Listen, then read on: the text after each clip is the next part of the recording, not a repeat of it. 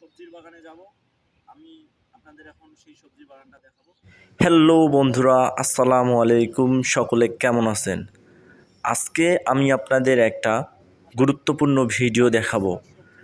এই ভিডিওটিতে আমরা দেখতে পারবো এখানে চাইনিজরা কি শাকসবজি চাষাবাদ করে। তো বন্ধুরা, কথা না বাড়িয়ে চলেন শুরু করা যাক। চাইনিজদের শাকসবজির সঙ্গে পরিচিত হওয়া যাক। এই বাগানটাতে চাইনিজরা আগে তাদের যে দেশের যে সবজি সেগুলো চাষাবাদ করতো।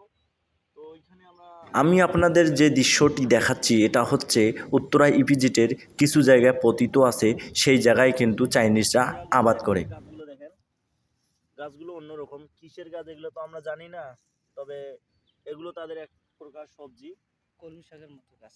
এটা হচ্ছে কলমি শাকের মতো। আর এই সাইডেই তারা কিন্তু কলমি শাক চাষ করছে। এগুলো এই যে কলমি শাক। এরপর বাংলাদেশে যে চাইনিজরা আছে এরা কিন্তু অনেকেই অনেক মিশুক। তারা আমাদের দেশের খাবারের পাশাপাশি তাদের নিজস্ব কৃষ্টি কালচারের কিছু শাকসবজি আমাদের দেশে চাষ করে। এর গাছগুলো দেখি আমরা। কেউ যদি এই গাছগুলো নাম জেনে থাকেন অবশ্যই আমাদেরকে কমেন্ট বক্সে জানাবেন। এগুলো আমরা যেগুলো লাল আলু আমরা বলি আমাদের গ্রাম অঞ্চলে, এইগুলো ওই সেই লাল আলুর মতো দেখতে এই গাছগুলো।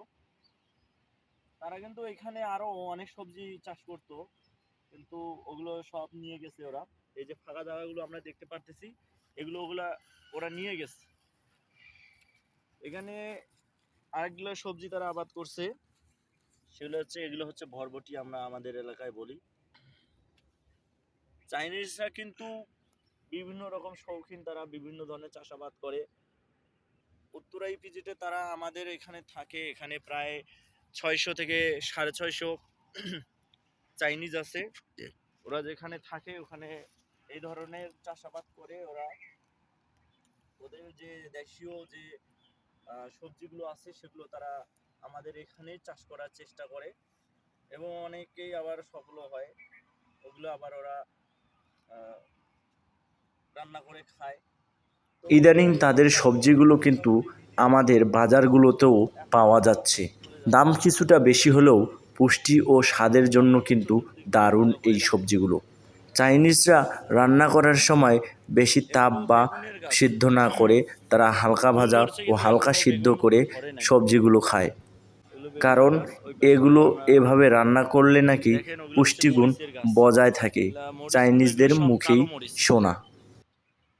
মরিচগুলো সব কালো কালো মরিচ হয়েছে।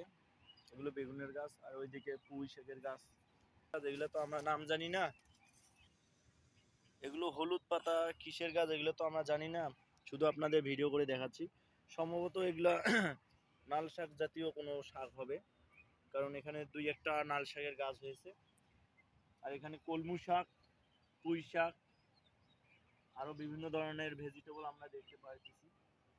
তো বন্ধুরা, ভিডিওটি কেমন হলো জানি না, অবশ্যই কেমন হয়েছে কমেন্ট বক্সে সবাই জানাবেন। সকলে ভালো থাকবেন। আসসালামু আলাইকুম।